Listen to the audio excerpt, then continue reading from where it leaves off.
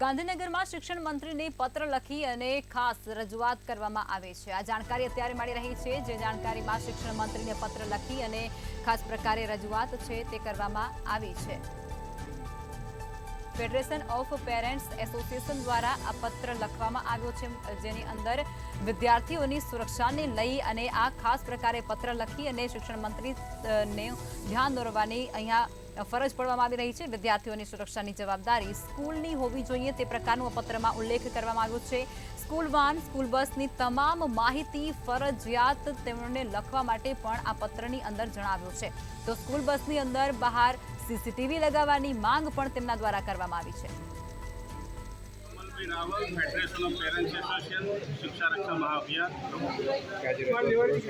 રજૂઆત એ છે, મને થોડું તો દુર્ભાગ્ય લાગ્યું આજે કે વિદ્યાર્થીઓની જે સુરક્ષા છે એ વિષય પર ગંભીરતા નથી અધિકારીઓમાં કે નથી મંત્રીમંડળમાં।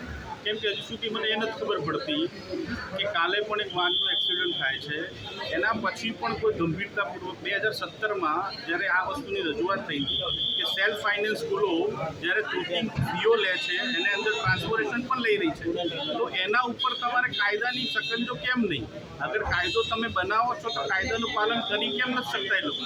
આજે સ્કૂલ બસ ચાલે છે તો એની સ્પીડ લિમિટ નક્કી કરો, એની અંદર સીસીટીવી કેમેરા મૂકો। દીકરા દીકરીઓની સુરક્ષાનો પ્રશ્ન છે।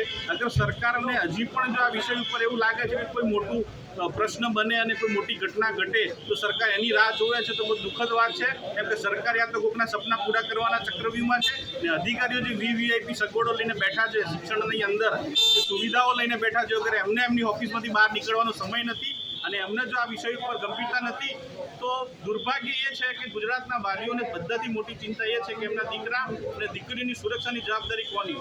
મને દુઃખ આજે એ થયું છે બધાથી વધારે કે આ લોકોને નાના બાળકોની સુરક્ષા પર કોઈ ઇન્ટરેસ્ટ નથી।